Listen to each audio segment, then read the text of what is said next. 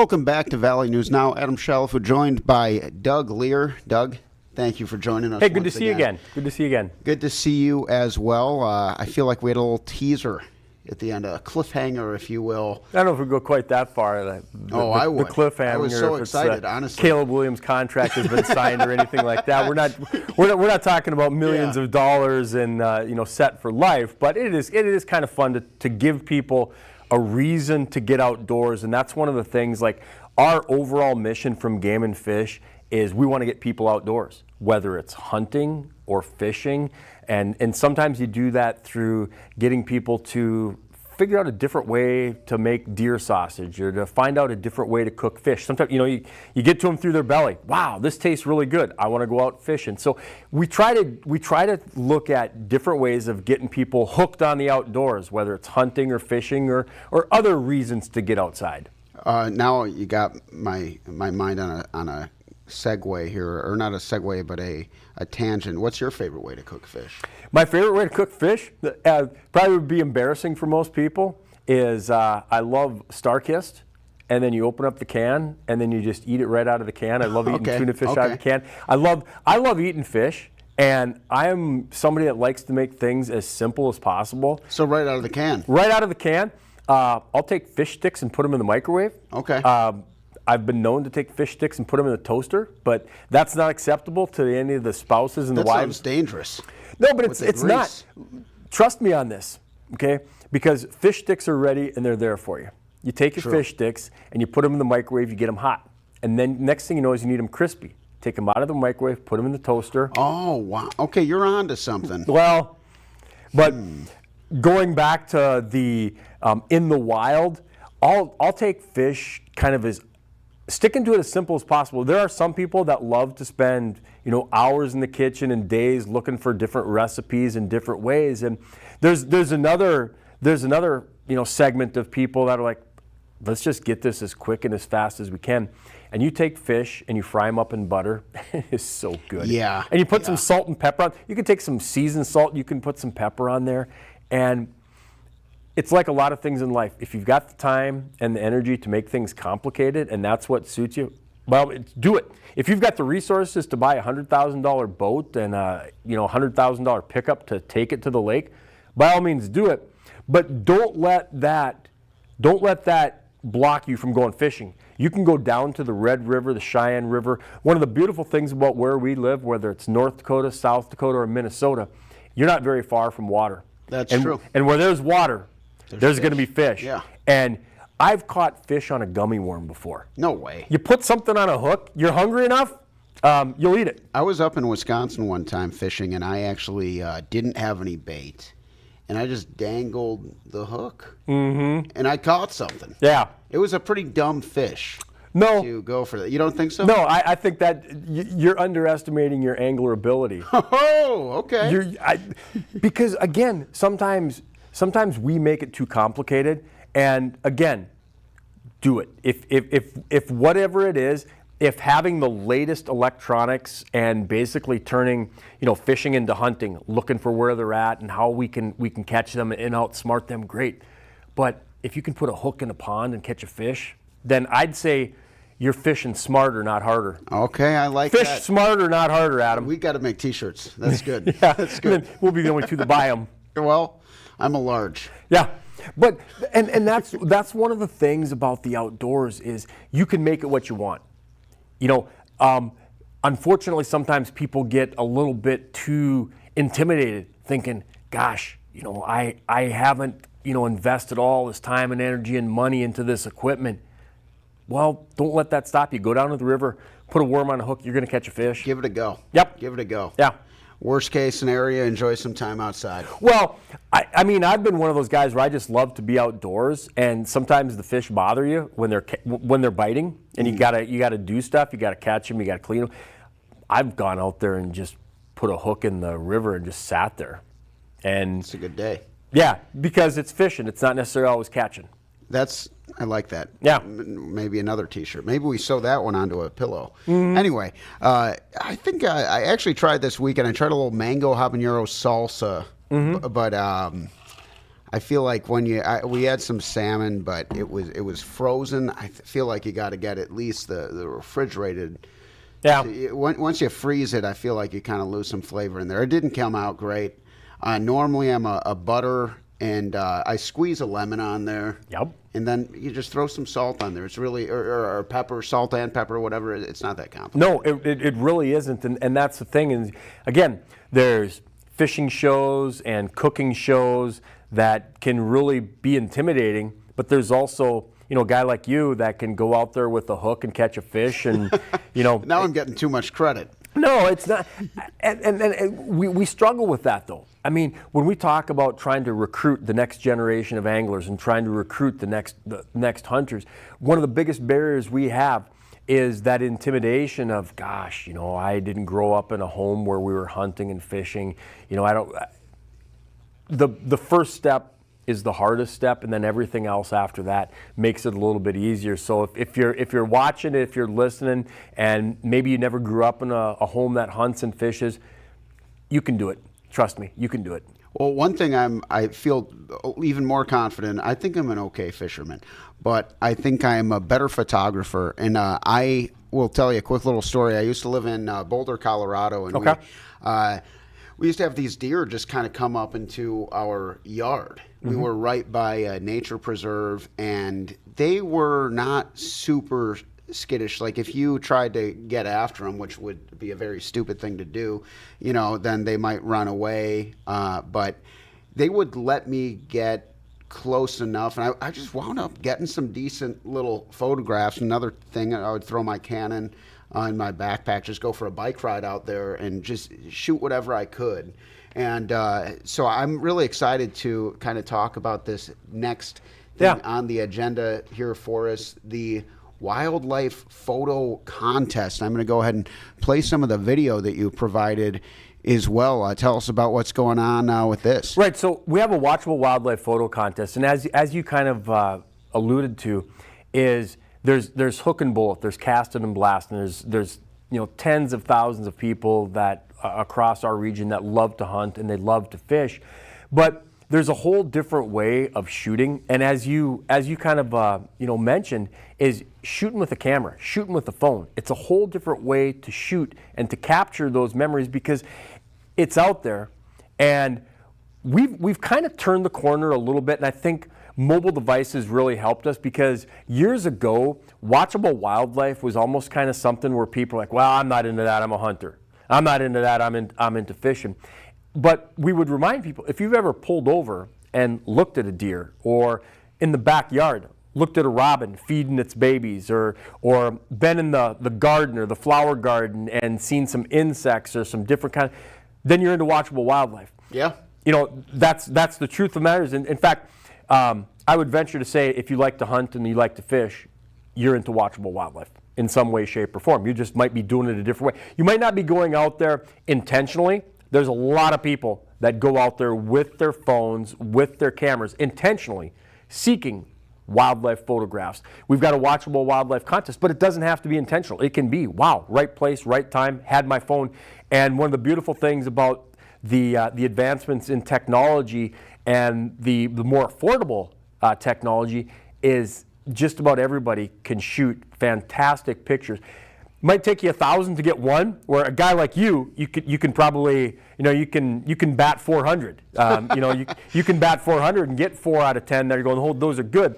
But the nice thing is, it really allows everyone to participate, and who knows, you get up to bat, you hit a home run, and you're going, wow, this thing's fantastic. Next thing you know, you're in the watchable wildlife photo contest. It's free. It's open to the public. Really, one of the only main points that we want to impress upon is that it's got to be of North Dakota. Sure. You don't have to be from North Dakota. You can be from South Dakota, Minnesota. It's got to be taken in North Dakota. We're not looking for pictures from the zoo. I've had people send me a picture and go, hey, what kind of duck is this? And I'm looking, I'm going, man, I don't know what in the world. And then, like, can you get another? I'm like, where'd you get that at? Oh, I was at the zoo. I'm like, no. That doesn't count. Yeah, that's a zoo duck. Right. Pictures from the zoo don't count, but anything we have, wildlife, we have huntable, non-huntable. We have insects. We have plants. We have a bunch of different categories, and we've got some prizes. We also include with that. They may be used on the Game and Fish Department. We put out a calendar every year. We do a lot of different media as well, so we reserve the right to use that. But sometimes for a lot of people, that Game and Fish calendar that's produced, there's 12 photos each year that go into that, and that's kind of a little bit of a trophy in its own right. So Oh, absolutely. I really want to encourage people. You don't have to be a professional photographer. You don't. And just, it might be kind of like a little bit of a nudge to get you to say, stop, shoot with your camera, and appreciate it. In the summertime, there's not as much for hunting going on right now, so it's just another reason to go out and take a look around. Well, first time for me going to Medora, we went to the musical first. Sure. Right? And so then we went into Teddy Roosevelt National Park. Yeah. And it was around dusk. And just kind of like you're saying, right place, right time. Next thing you know, just like literally crossing the road, you see some buffalo, you see some wild horses really close. And, I probably didn't have like the exact equipment preferable, like Sure. I didn't have something with a big flash or whatever for nighttime shooting. But I got some cool stuff. Yeah. I sent to my sisters, who they love horses, living out in Colorado and stuff, and that's really what it's all about. And so it's more about being, you just pull out the phone. It's amazing what you get these days. Yeah, I mean, we've had people, from Game and Fish that have worked hard to try to get pictures of ruffed grouse, and they're in North Dakota. They're pretty uncommon in the way extreme northeastern part of the state and north central part of the state. And they were going up there every morning for literally weeks with the professional equipment, the professional, camouflage, and all the setups for that, the blinds to try to get that, and it took them forever to get it. But you could be out there, the right place at the right time, and you snap a photo, and the next thing you know, the other thing is sometimes if you are an aspiring photographer, this contest can also, help as a springboard. Sure. Because you take those photos and you make it into the Game and Fish Department website. The Watchable Wildlife Photo Contest winners will be published in the Outdoors magazine that we produce, and that can be a springboard to potentially a career in outdoors photography.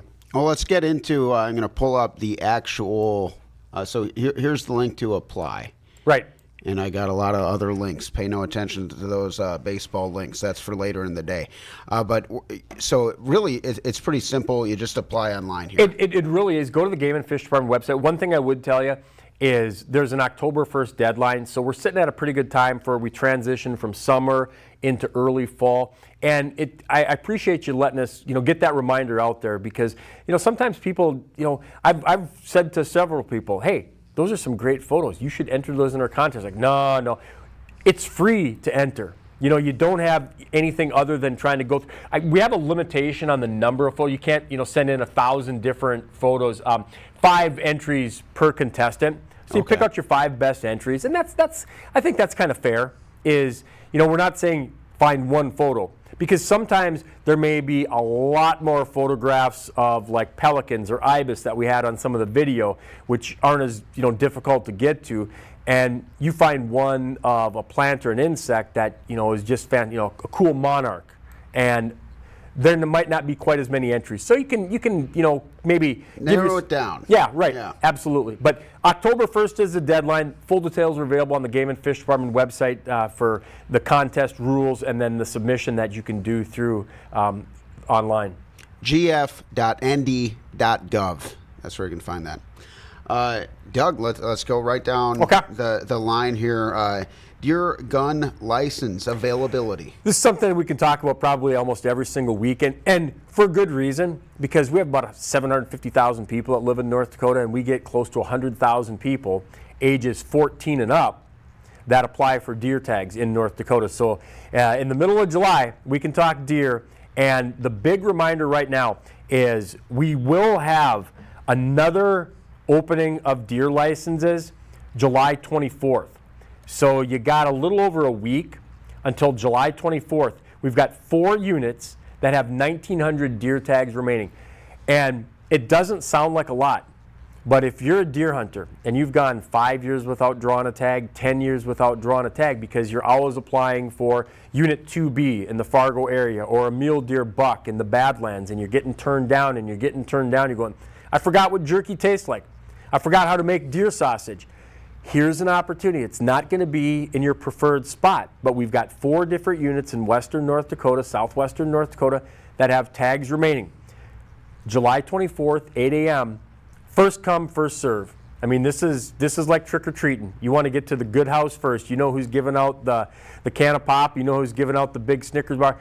It's first come, first serve. But you do need to make sure that you're checking out those units because there's only 4 different units that have tags left. But again, just trying to keep that front of mind for the hunters out there. Love that first come, first serve. That's exciting. Well, and that's kind of thing. It's like you've had your chance, and there's 1,900 tags left. Now, it's no longer lottery. It's first come, first serve, 8 o'clock in the morning, bang, bang, bang, get after it on July 24th. That's coming up quick. 8 days. Yeah, and then, so one other quick thing. If you want to get additional, so these are still for people that haven't drawn their first tag yet. If you're going to want to pick up like a second tag or a third tag, if there's any remaining, then August 14th, if you already got a tag, you'll be able to pick up an extra tag after that. Okay, good to know. And then huge for the program, the walleye program. Yeah, this is big. We set a record with our walleye stocking this year, 12 million fingerlings that were gathered. And you know, sometimes when we talk about things in the millions, you know, you just kind of lose. You get a little bit numb to it when you hear about baseball contracts, and you just go, man, you know, at some point in time, you kind of lose the context of it. The biggest thing on this for walleye fishermen and walleye anglers in North Dakota is none of these went to the big ones. None of these went to Devil's Lake. None of these went to Lake Sakakawea. These are going to some of the mom and pop lakes across south central, southeastern North Dakota. Okay. Yeah, so that's going to give a nice little boost. Doesn't happen this year. The thing with walleyes, you stock them. You're looking at probably a year and a half, maybe 2 years till they get into that catchable and that eaten size of 14 inches. But what it does is, if you look at it maybe like a draft, is like we got a good year class, and we're going to develop this quarterback, and maybe next year we'll be producing with this. But it's definitely some good news for the fisheries across North Dakota, Adam. So a good walleye class coming in. Good walleye class coming in. We're feeling pretty confident about this. We had some good work done in the front office, and we're pretty confident in our picks. We'll have to go to the walleye combine, get their swim shuttle run, shuttle swim. The shuttle swim, boy, yeah. But you know, we're thinking that we did pretty well with this class, and I guess we'll tell when we get into the game time decisions. And so, just to clarify, so like it's really a record-breaking class, if you will, but still, it's going to take another year and a half, 2 years for them to kind of. And see, that's the problem: is you get pheasants, they hatch out. They get to the fall, you're shooting them and you're eating them. You get walleyes, and you're going, well, maybe 2 years down the road. So this is kind of more of a project draft class than it is like a immediate starter. Yeah, so the we're pheasants looking at are like immediate starters. 2025, 2026. Yeah, right in there. But pheasants are ready. Right, the pheasants will be ready. So this is just taking a little bit of, you know, we got to get somebody in the room with them to work with the walleye and grow them into the program. Okay, I love that. Love that. Get some walleye quarterback coaches out there, specialists. Yep. Whatever they got to do. Doug, anything else before I let you go? Get outdoors, mate. Stay safe, obey the rules, and enjoy the great outdoors. That's the message. Awesome. Thank you so much. Always a pleasure, my friend. Take care. Take care to you as well. That's all we got for now on Valley News Now. Stay with us. If you're trying to hear some Red Hawks baseball talk, we got the captain coming up in just about 20, 30 minutes. Sam Dexter joining us for Red Hawks Weekly. For now, Adam Shalafu with Doug Leier. That's all for now.